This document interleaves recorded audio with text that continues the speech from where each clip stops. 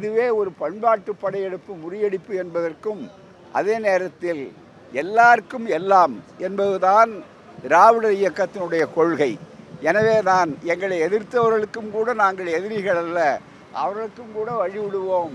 வெறுப்பை கொட்டுவது எங்கள் வேலை அல்ல, வெறுப்பை அணைத்து கொள்வதுதான் மனிதநேயம் என்பதை கலைஞர் அவர்கள் நிரூபித்து காட்டினார்கள். எனவேதான் செம்மொழி நாள் என்பது இருக்கிறதே, இது எம்மொழி செம்மொழி என்றும் மொழி என்ற இந்த தமிழை காப்பாற்றுவோம் என்பது அல்ல, வெறும் மொழி பிரச்சனை அல்ல, இது முழுக்க முழுக்க பண்பாட்டு பாதுகாப்பு பிரச்சனை. ஆகவே உலகம் முழுவதும் செம்மொழி நாளாக கொண்டாடுகிற இந்த நாளில் இந்த ஆட்சி, இன்றைய ஆட்சி மிக சிறப்பான வகையில் காட்சியாக இல்லாமல் இனத்தின் வீழ்ச்சியாக, பண்பாட்டின் ஆட்சியாக நடைபெற்று கொண்டிருப்பது வாழ்நாள் முழுவதும் பெருமைப்பட்டது. எனவே ஒவ்வொரு பிறந்த நாளிலும் ஒவ்வொரு அரிய சாதனை களத்தின் மீதுதான் திராவிட மாடல் ஆட்சி நின்று கொண்டிருக்கிறது.